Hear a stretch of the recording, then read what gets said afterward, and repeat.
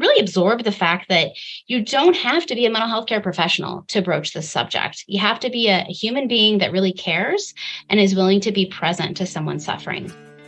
Hello, welcome to the Seasoned RD, a podcast connecting newer professionals in the field of eating disorders to those of us who have been around for a while. I'm your host, Beth Harrell, a certified eating disorders registered dietitian and supervisor. And I'm Abby Brown, a registered dietitian who is newer to the field. I think of myself as a well-seasoned cast iron skillet with wisdom and experience, yet always ready for something new. And I think of myself as an Instapot with innovation and a fresh perspective. This podcast brings both to the table to share ingredients, recipes, and techniques of past and present so we can all be our best for the future. The kettle is heating up. The skillet is on simmer. So join us around the table for true professional nourishment. Abby, ready to stir the pot? Let's do it. All right, welcome to the third and final medical series of the Seasoned RD and a content advisory today. Adult discretion is advised, so if you have little ones around you who can also hear, please note that. Today we get to speak with Dr. Shayla Sullivant, a psychiatrist in adult psychiatry with fellowship in child and adolescent psychiatry. Dr. Sullivant co-leads a suicide prevention research group and focuses on providing education for parents on ways to reduce suicide risk for adolescents, including safe storage. She's also integral to the eating disorders program for child and adolescents, struggling mainly with anorexia and bulimia. And when Abby asks her opening questions, there are four of us on the call. As is typical with the medical series, we are joined by Dr. Michaela Voss. So Dr. Sullivant invites us to lean into the discomfort of these hard conversations. Also, what was pivotal for her is asking permission to get that family history. She says, I want to know if you're okay with these questions, learning about medication adherence, and here are some magic words. I care, you matter, and I can help you. And I love her analogy with CPR, so do listen in. A listener comment, Eliza, hi Beth, I just wanted to let you know I'm grateful for your guidance through your podcast. I'm sad to see you go, but excited to see what your next project is. Your podcasts have played an integral role in my growth as an eating disorder dietitian. I would listen to them daily, sometimes on repeat, during my 2-hour commute to the PHP IOP treatment center I used to work in. I knew nothing about eating disorders before accepting my first job, and your podcast was like a textbook for me. I have also gotten to know so many wonderful experts, and I'm clapping here because that's the goal through your podcast. I'm planning to attend your monthly freebie supervision as well as the CEDRD-S course class you'll be presenting at IADEP. That's February. So thank you again for the wonderful work you've done, she said, and to support new clinicians like me. Thank you, Eliza. And yes, this podcast, as we know it with original recordings and weekly drops, is closing around the 2-year mark, which is March, end of March, maybe beginning of April. We've got enough content to go that far. So Eliza, thank you for signing up for the supervision freebies. You will have access to that in the show notes if any listener has not signed up yet. And membership, I've been talking about this for months, is finally opening next week. I know it's been brewing, but listen, if you're like me, cross the T's, dot the I's, and I can picture my manager saying, just do the thing, get in there and write something up, picturing PowerPoint presentation before when I was afraid to get up in front of people or to do something wrong. And guess what? I'm going to do something wrong. You're going to do something wrong, and that's okay. We can do this together. So sign up for supervision freebies in the show notes, and you'll be the first to know, and I hope to see you there.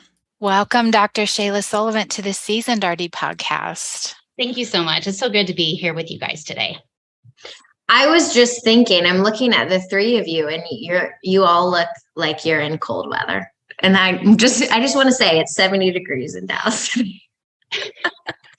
I'm jealous. I've got my coat on my lap. Okay. Anyways, I'll ease you in with some ice breakers, Dr. Sullivant. My first one for you is mountains or beach? Not in cold weather. Right. I'm not picking mountains today. I'm picking beach. I love that opportunity to walk on the beach, watch my kids do the sandcastles, snorkel, that kind of thing. But I have to tell you guys, I think you also need to throw in their city. because I love to explore a city. Like when I go to New York or San Francisco and I have that opportunity to just walk the streets and, smell the smells and hear all the different languages. I just love that. So I had to pick city too. I like that. I think so. We had to add Lake for Dr. Margot Main and City for Shayla. And I'm remembering, Dr. Sullivant, when you and I were at a conference and walking through the city streets to find a place to have dinner. I don't even remember which was it Renfrew conference? It was probably Philadelphia. Yeah. But yeah. Anyways. All right. I've got one for you. Breakfast or dinner? Probably dinner. I think dinner's more relaxing, and just, I feel like I've had so many good dinners with friends that just kind of last. I have a good friend in Denmark, and in Denmark, that whole European approach to life is just very laid back. It's very not American where we're rushing all the time. And I really enjoy that. And I think that's just more likely to happen at the end of the day. So yeah, I'd pick dinner. Yeah. Sounds great. Audiobook or paper book? Oh, paper. I've got to hold it. I've got to look at it. And then I've got to, bend the corners because I want to come back to a certain, if it's a book I'm going to be referencing later. But yeah, I still go to the library. I guess I'm kind of old school. Mm-hmm. Libraries are so great. My best friend is a librarian, and I just, even bookstores, libraries, anything like that. I just love the smell of the paper. I don't know. Yeah. All right. So Shayla, Dr. Sullivant, what got you into psychiatry as a field and eating disorders?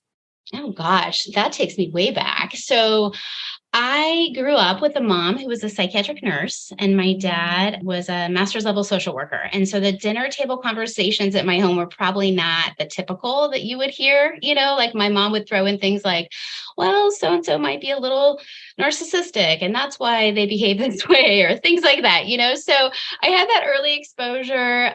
I have always been interested in just talking to people. I was a peer counselor in high school. And then I went to work with my mom at the mental health center, and I got to observe the interactions with the patients. And it just was exciting to me to see recovery happen, whatever was bringing the person in. So yeah, that's kind of how I started. And one of the first patients I saw actually at the mental health center had an eating disorder. And I remember the psychiatrist talking about, we may need to proceed with you going into the hospital. And it just felt very important. Like, this is important work. And then I did research in New York with people that were getting electroconvulsive therapy before I went to medical school. And so that really kind of solidified my decision to go towards medicine. I wasn't sure if I wanted to be a psychologist or a psychiatrist, but those patients presented with a real combination of problems. They had cancer, they had dementia, they had AIDS, and all of those organic processes were really impacting their emotional well-being. And so I wanted to learn more about that and how to address it. So came back home to KU, went to medical school, and then there's a shortage of child psychiatrists. And I got introduced to that, and I realized how much I like children, and I like really working with the family. You don't work just with children in child psychiatry. You really have to like adults too. I always tell trainees, if you really just want to work with kids, then become a nanny or become a kindergarten teacher. Don't become a child psychiatrist, because huge part of my job is working with parents. But that's a part I really relish. Being a parent, I think, is the hardest job in the world. And so it's really an honor to be able to just partner with parents as they're going through some of these challenges with their kids. For sure. And, I met you, I think we started at the Children's Hospital around the same time. And there's been so much that you've taught me over the years. And I shared with you an article that you shared with me a while back as a medical doctor grappling with the whole BMI concept of a patient who had been higher on the growth chart for most of her life. And family members were also maybe either really tall or broad, and how do you do that? How do you figure out target weights are for these folks? I've used that article. Anybody who has seen me speak has seen that article, whether it's dietetic interns on the Pacific Northwest or in the Northeast, whether it's through the IADEP core courses. I bring in that case study, the case studies, there's a male and female, and then your impact on how you approach patients in the hospital setting where the dietitians are saying, oh gosh, this person is greater than the 85th percentile. We need to send them over to weight management. But your sensitivity to eating disorders, you've taught me so much. No, that's really humbling to hear, Beth, because it goes both ways. I mean, I came into this center having not had a specialty in eating disorders and learning so much on the job in our staffings. And you're one of the big people that have influenced me, in addition to all the reading and the experience with our patients. But that literature is so important because in some ways, as a physician, you find yourself working in two separate worlds. You have the medical school training I had such a focus on obesity and overweight being the problem behind so many medical conditions. And then you step over into the eating disorder world where we talk more about health at every size and how there isn't a perfect number for individuals.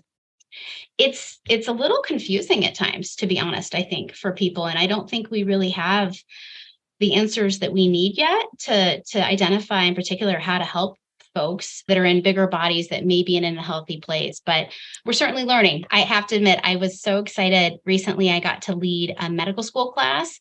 And of course, during the pandemic, we were limited. So we did a lot of Zoom lessons, but I had Dr. Amy Beck as a guest, and she taught about health at every size. And she talked about the stigma so many of our patients face and how much they avoid going to the doctor for fear of getting weighed, if they're carrying extra weight, how uncomfortable that is for them. And I said to the students at the end, how different is this for you compared to what you've been taught so far? And these were first-year students. And it was not different for them because they hadn't gone through all of that training that I had gone through. And I was so excited to think here they are starting their medical school journey, learning that there are so many different pictures of health and that we need to be really mindful when we address our patients with regards to their health and their bodies, where we go with that. Because that patient that you referenced that we cared for together, I've seen so many in that situation who were advised that they needed to be healthier. I say that with air quotes, that they needed to perhaps lose weight. And then we see it derail for a lot of people because the guidance maybe is very well intentioned, but it can be harmful at times. And, we see that all the time in our offices. So it's complicated for sure. And I'm thinking, Dr. Sullivant, in your profession in particular, because psychotropic medications often have side effects on weight and hunger. And so how is it, or what kind of advice do you have for those generalists out there to try to make sure they're incorporating that into their practice, going both ways? I have the pleasure and honor of working with you, so I know that you are always trying to make sure that they're in a good spot of health. If that's, you don't want them to gain unnecessary weight and you don't want them to lose unnecessary weight. And so what kind of advice do you have for people prescribing to help them know how to monitor that piece? Well, I think, Dr. Voss, that's a great question. I don't think it's simple. I think I try to focus a lot less on numbers and more on behaviors and basic lifestyle. So when I'm prescribing a medication that I know can contribute to weight gain for many people, if the individual doesn't need to gain weight, we talk about that up front. This medication could increase your appetite. It could increase carb cravings. That can be challenging for some people. Here are some things that can be helpful. Just trying to make sure up front they're aware of the importance of staying hydrated, of having a nice variety of foods, including fruits and vegetables. With all of my patients, I'm trying to encourage movement if it's appropriate for them, of course, at a baseline, so that it's not news that we have to come in and later talk about the fact that perhaps they're gaining weight that isn't healthy for their bodies. But I think it's really hard. And I think in some ways it's a subject that's often avoided and it can be uncomfortable. And our society has so much stigma around weight in general that it's not easy. I mean, I've also had patients that any mention of it can trigger them going into really disordered patterns. And so I've written letters for patients to share with their specialist, whether they see an endocrinologist or a cardiologist, to help them understand, hey, if we focus on my weight, this can be really damaging for me. So can we focus on healthy lifestyle behaviors Mhm. as Huge. a really big area. But isn't that tough that we have to write a Mhm. letter for our patients to help them advocate for themselves? But Yeah. it's tough, and I think we expect a lot of the specialists, and also the pediatricians have such hard jobs. They have a Mhm. limited time frame and they're supposed to cover everything. And Yeah. so it's a tough place to be. I think it's really hard for them to screen for eating disorders and do all those Mhm. things in the course of a regular visit. Yeah, and you mentioned Dr. Amy Beck. So do you wanna tell listeners what her role is? Yeah, so Dr. Amy Beck is a psychologist in our weight management program. So she helps a lot of kids that carry extra weight, that are classified as having pretty severe obesity. She works in our bariatric program as well, kids that are getting surgery. And boy, she's just amazing at how she partners with her patients, and just really advocates for them. She does a lot of legislative advocacy right now, actually, too, to assure Mhm. that our patients are getting appropriate care, because that's really difficult. There's so many disparities these days Yeah. in the Yeah. care that patients get across the spectrum, whether it Mhm. be some of the traditional eating disorders we think of, and also the care for those with obesity. Yeah, and this is actually, I don't wanna get into this right now because there's a whole lot going on right now about the newly released American Academy of Pediatrics bariatrics surgery, and so I'm gonna skip right over Sure. that because it's way too intense right now, but maybe Dr. Beck would be someone great because worked closely with her, and I have always appreciated her level of reasoning and understanding and her empathy and care for all of her patients. So there's another thing that I had you help with a group of mine, and it was about how do we help people as dietitians. We are not trained as therapists. If someone comes into our office and feels that life is not worth living, it is we have to be we are uncomfortable with that as dietitians. What do we do? How big of a deal or problem is it in the mental health field? And what do you tell clinicians to do? Sure. That's a great question, Beth. And I think I need to acknowledge that it's not just dietitians that feel uncomfortable with this. I think most people probably feel uncomfortable with this. And yet, I think it's so important that we try to improve our comfort levels so we can address it. So, suicide prevention is a big focus of my research and the work that I'm currently doing. And what we know is we have a lot of room to improve. We have had consistently elevated rates of suicide for young people in our country. And we have not been improving those numbers. And so we're losing way too many people, but we have tools we can use to identify those at risk and to get them help. And I think one of them is simply getting more comfortable asking those hard questions. So I always tell folks, if they wanted to learn more about how to ask the hard questions, the Columbia Suicide Severity Rating Scale is online, and they really have a training. It takes less than an hour, and it's geared towards non-medical people. So they have some videos where you see a police officer talking to someone who is having suicidal thoughts, and you start to really absorb the fact that you don't have to be a mental health care professional to broach this subject. You have to be a human being that really cares and is willing to be present to someone suffering. So in my head, I liken it to CPR. And, just in the 1950s, if you fell down at a picnic and you were having a cardiac arrest, you died unless you had a family member that was a cardiologist there. And now, of course, how many lay people are trained in CPR? That doesn't make them cardiologists, but it means that they can identify what's happening and they can jump in and do what they can to keep that person alive until they get to the expert. And I really think we need the same kind of training and intervention when it comes to suicide risk. So as a dietitian, you guys, I really think you have a secret therapist hat that you don't want to acknowledge. But so many of you that I've worked with are just so good at reading your patients and understanding that they're struggling.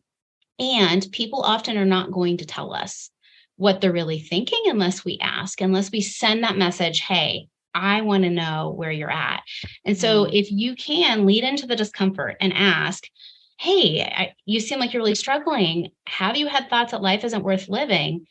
That's an important question. And if someone has had those thoughts, learning more about what thoughts that they've had is important so that you can get them the support that they need. That doesn't mean you become their therapist, doesn't mean you have to fix it by yourself. You don't want to keep secrets about those things. But I think sometimes we forget that that individual is going to be most likely to disclose that to someone that they're working with regularly. I have patients that might tell a teacher at school or a coach. So I really think we all have a responsibility to get more comfortable with that conversation. And then what are the resources? How do we get help with it? But I think if we did that, we would be doing a much better job of identifying risk. We know that the majority of kids in our country that die by suicide are not in treatment when they die. And that to me is a travesty. We don't know young children that die of cancer without the option of treatment, right? That would be crazy. At least they get the option of treatment. And I think these mental health concerns deserve the same attention. So we have a lot of work to be done, but I feel like the stigma is decreasing and more people are getting comfortable talking about this, which is really great. I mean, the big thing was, if you ask, are you planting the seed for them? I remember that. It's like, that's exactly what I was going to ask was I would imagine that a lot of people out there that aren't well trained is it safe to ask those questions and not be a therapist? Are you going to cause something worse to happen? Right. And yeah, we have data that tells us it's safe to ask those questions. And I think learning how to ask them is important. You want to be open about your question. I don't say to people, have you ever thought of doing XYZ to yourself? I don't give people options, but I ask, tell me more about that. Tell me what thoughts have you had? But yes, we have good data that if we ask the question, what we signal to the person is, I can help you. If this comes up for you in the future, even if it's not happening right now, I can help get you the support you need. I had a patient once who I had treated for, 7 years maybe. And she was getting ready to graduate from my practice, had never been suicidal in all the times I had asked her. And then they came in for an emergency visit and she was fighting with her mom. It was a very unusual situation. And finally she looked at me and she said, are you going to ask me the big one? And I said, the big one. I thought, oh no, is she pregnant? What are we dealing with here? And she said, about hurting myself. And she had never been suicidal in the past, but I had asked her so many times that she knew I was a person to come to if she struggled with that. And she was having some mild thoughts about that. And we got her help and, she ended up doing fantastic. But I think we open up the door is what we really do. Instead of planting the seed, we open up the door that we can help if someone's struggling. And really, when you talk to people who have struggled with suicidal thoughts, they're not wanting to die. They're wanting their suffering to end. And so if we can show them a path where the suffering can be alleviated, that's really such a valuable gift. Yeah, I'm going to tell you as a dietitian, this is really an example of don't try to do this on your own as far as treating eating disorders, because when I had a client who said, yes, I have a plan. I've always had a plan. And I'm not comfortable asking what the plan is, nor do I need to be. I need to make sure that I have a full team on board so that I can say, have you talked with your therapist about this? And I am going to let them know that you have shared this with me, because that is the next, if a person has a plan, as a dietitian, I don't need to know what that plan is. I need to know that they have a plan and get them the help that they need. And wanting the suffering to end. Yeah, I wonder if that's, yeah. And yeah, I was thinking also, Dr. Sullivant, you said that by asking, you're letting them know that you're someone that can help them. But I think you're also saying, I care and you matter. And that just by asking that, you could send that really powerful message that I would imagine might actually allow them to make some better choices and safer choices. Sure. For sure. Yeah. And I think when we talk about youth, there was a study that came out several years ago that indicated that about half of kids who've been having suicidal thoughts have parents who are not aware of that fact. And that's pretty startling and concerning, right? To think so many parents are not aware. So when we are able to identify this, then we can do something about it. So like with my research, a big part of it is helping parents make some of those practical changes, like limiting access to firearms and medications within the home. A lot of homes, most I'm finding in my research, have medications just freely available throughout the home, and then we see so many concerning outcomes with that availability. So I think when we have the information, sometimes it can also help people be motivated to make some of those important changes, because we know that the crisis is often short-lived. It's a window of time. But we have to keep the individual safe when they're in that window so they can move on to that period of recovery. I spend a lot of time citing famous, important people who've made their mark on this world with families that I'm working with, because I think folks need to have hope. It can feel really scary to know that you care about someone who's struggling, but then you have to remember all these amazing people who have gotten through a similar situation, and that can be helpful. So why does it matter if they have medications around the home? You brought that up. Is that a concern? Yeah, we've had a significant increase in overdoses or ingestions in our country, particularly for young girls. And so while it's not the main way people end their lives, it significantly increases morbidity. So the amount of suffering that people experience. And we see hundreds of kids every year coming into our hospital after they've taken too much medication.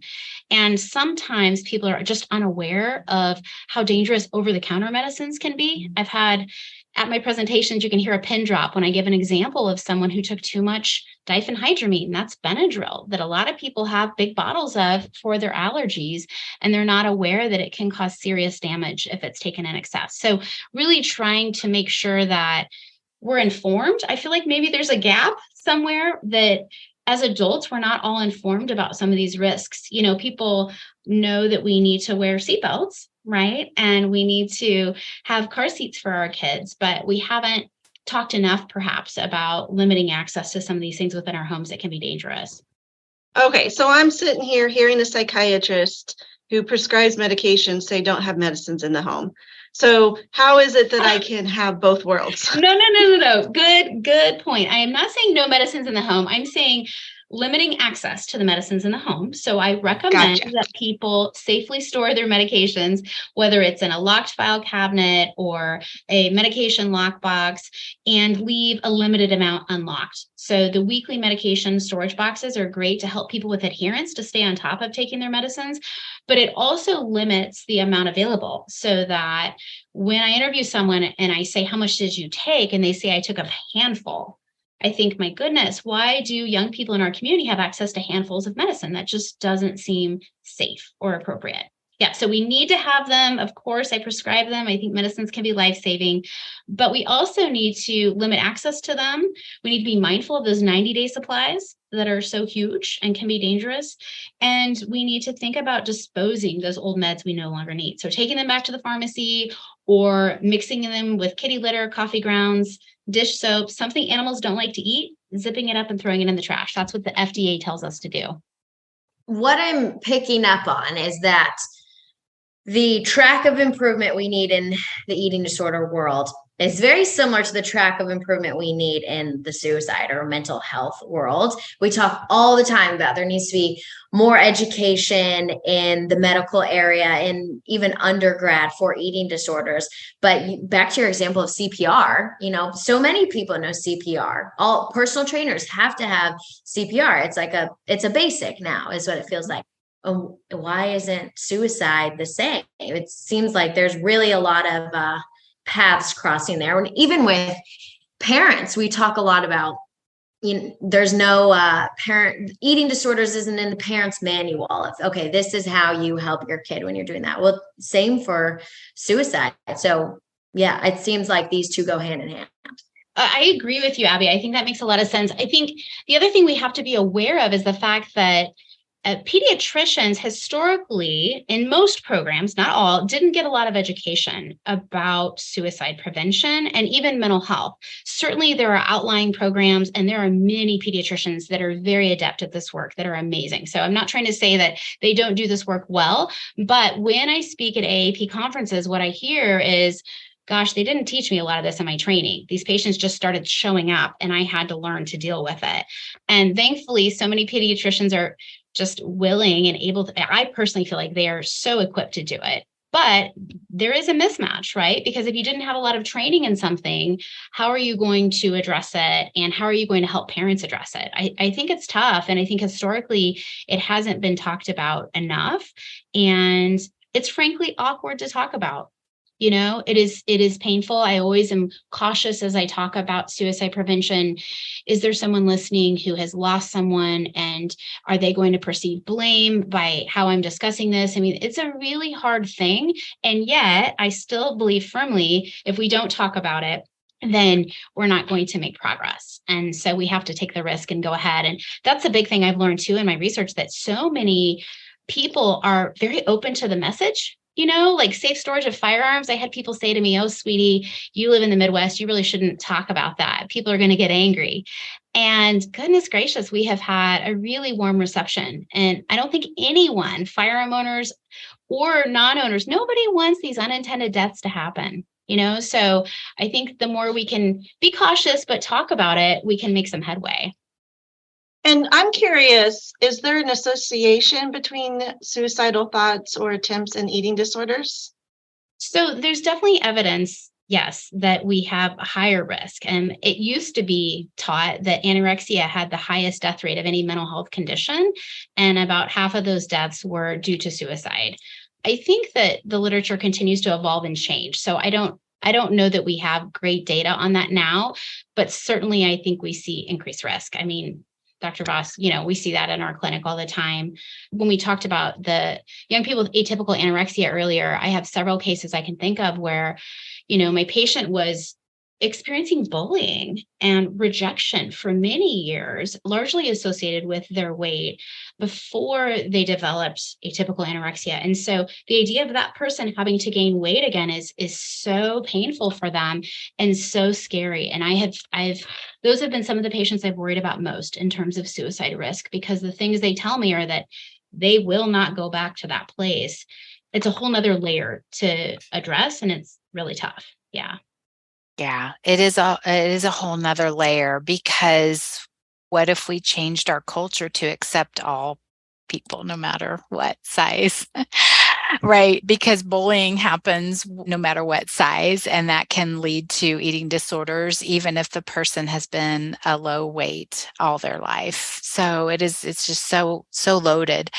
Shayla, Dr. Sullivant, sorry, you're one of the first people I think it was within the clinic, whenever we were trying to get a family to go see a psychiatrist, go see you or Dr. Tobler. I don't want medicine. Yeah. And it was one of the first times that I heard, you don't have to go out. Like, if you talk to Dr. Sullivant, yes, she's a prescriber. However, why don't you bat some things around with her, right?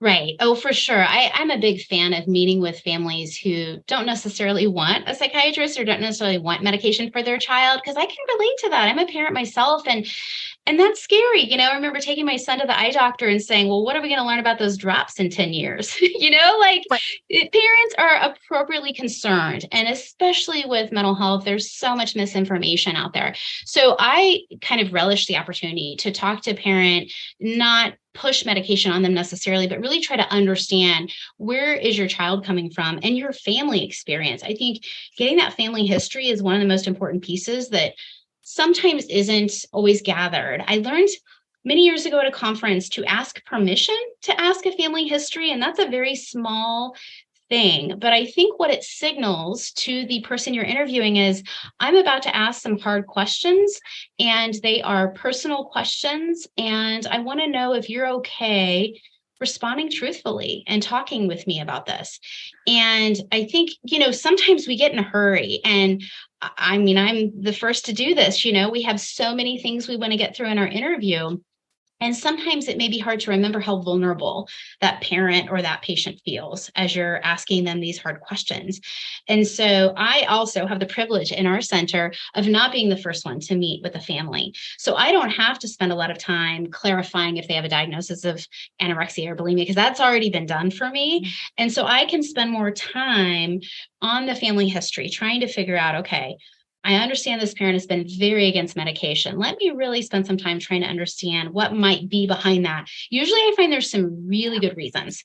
People have good reasons, and often they had been over medicated themselves in the past, or they had terrible withdrawal and no one had told them that abruptly going off this medicine would make them feel ill. I mean, so many good reasons why parents can be cautious. And so I think being able to take that time with the family history often for me really illuminates, okay, we've got this history of trauma or something we haven't yet addressed, and maybe it's getting in the way of recovery.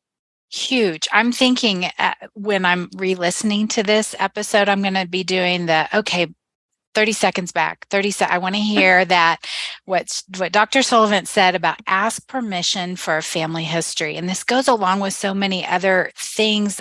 When we interview Dr. Margaret Berman about informed consent, it really is, okay, you're coming to see me, and this happens for dietitians all the time. And Dr. Berman is not a dietitian, I believe psychologist, but it is, what if we don't talk about weight? It is an informed consent to, I understand that you want to come here to lose weight and you want to talk about through your therapy, through your nutrition, why is your weight the way that it is? And she gave Abby a great example of what if you won the lottery? Yeah, so you can go back and listen to, or we can reference that one. But really it is informed consent to talk about anything other than what if you could change your body. We understand we're holding space for that. And it opens it up, asking permission for that family history. It seems like they have a good reason why they don't want to talk about medication or why they don't want to go on. Sure. Or why they're hesitant to follow maybe the plan that's been set forth. Sometimes the family member might disagree with the goal weight range that has been set, and they're having trouble acknowledging that or talking about that. So really just trying to partner with them and say, hey, we're all on the same page here. We're trying to help your child get to a better place. But I think sometimes it can feel a little adversarial. We ask families to engage in some pretty tough things with treatment, so many appointments, and it's incremental improvement, right? It doesn't happen overnight. It's so different than other treatments in medicine that are more obviously felt. So I think it's difficult, but I think the more people feel comfortable with us and able to tell us where they're coming from, that changes it. I had one example of a mom who had been put on a short-acting benzodiazepine. And that can be even lethal if you are addicted to that and you come off it abruptly. And for a very long time, nobody in our clinic could figure out, why is she so opposed to her daughter being on an SSRI, a very different family of medications that does not cause that same response. And finally, she talked about that. And it was just this horrible experience she had had. But then at least I could empathize with her and acknowledge how terrible that experience was. Many people unfortunately have had bad experiences in medicine and in treatment. And I think maybe they worry that we're going to get our feelings hurt if they tell us that. Whereas I tell them up front, listen, I understand that there's not always a great experience in people's histories, and it helps me to hear about it so that I can address that when I'm, explaining what a medicine does or that kind of thing. And I want to go back to this mention of time, because as you know, a lot of people in private practice don't get a lot of time. So the psychiatrists that are out there that are doing this amazing job of trying to treat these kids with these complex issues and have eating disorders, and they might have limited time that's beyond their control, do you have recommendations on what would be the most important things to ask within that limited time? If they had to only pick a few because of time, okay, and they didn't have that hour long, is there something that you think would be more impactful and help guide the care better than something else? Not that they couldn't ask that later, but.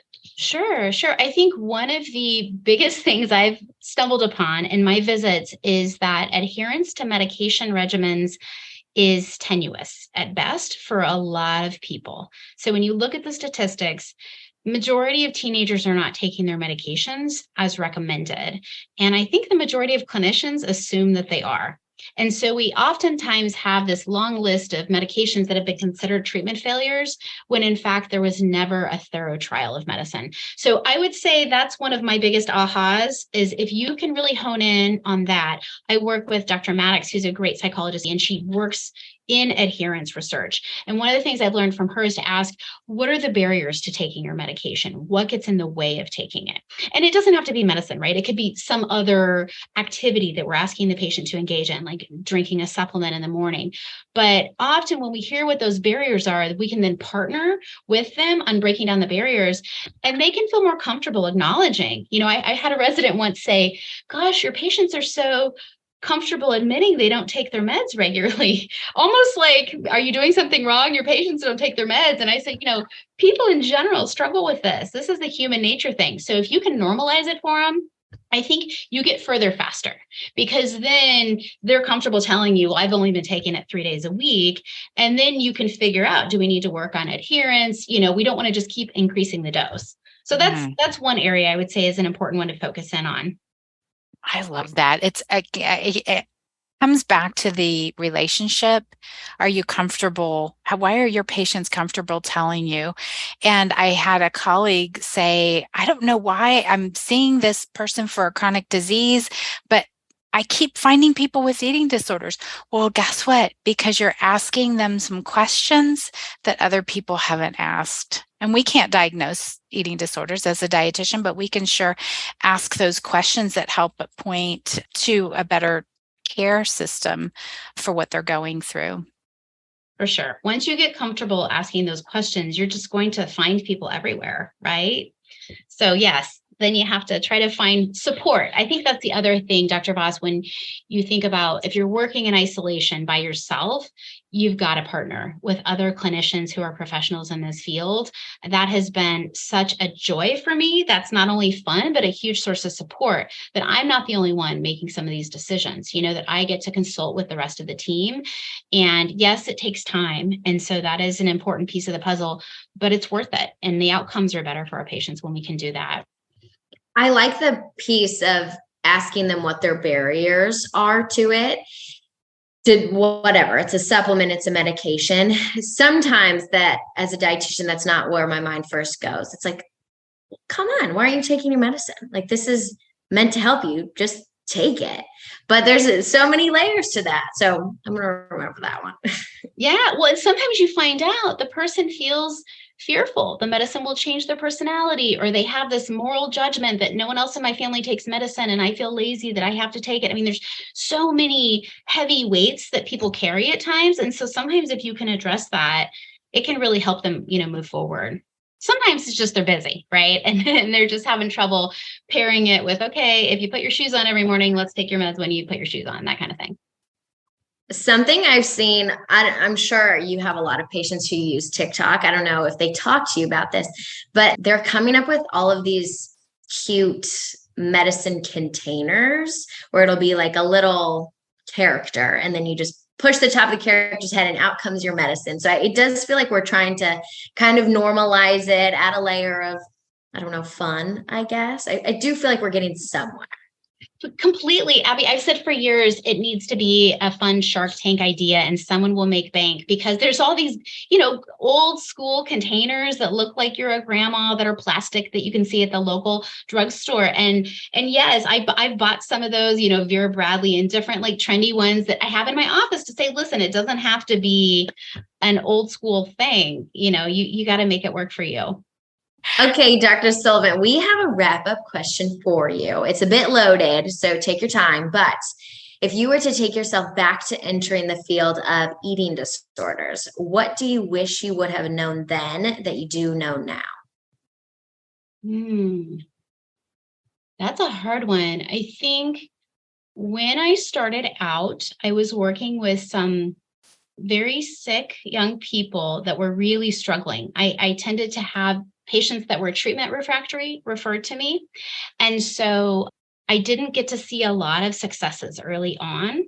And I wish I had had more exposure to what I've seen now and all my time that I've been here, that I've seen so many people turn the corner and move forward in their lives in a really healthy way.